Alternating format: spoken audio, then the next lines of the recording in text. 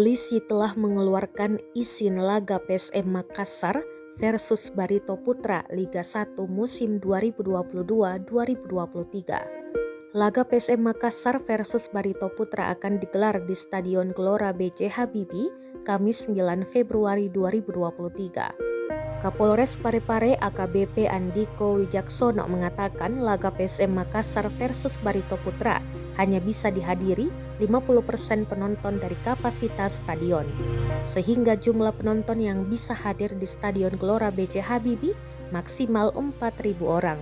Para penonton diminta tetap memperhatikan kondisi keamanan dan keselamatan.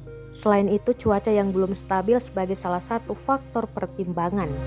Skema pengamanan pertandingan PSM Makassar versus Barito Putra masih sama skema sebelumnya. Olehnya itu tidak banyak perubahan yang terjadi dari sisi keamanan maupun kota penonton.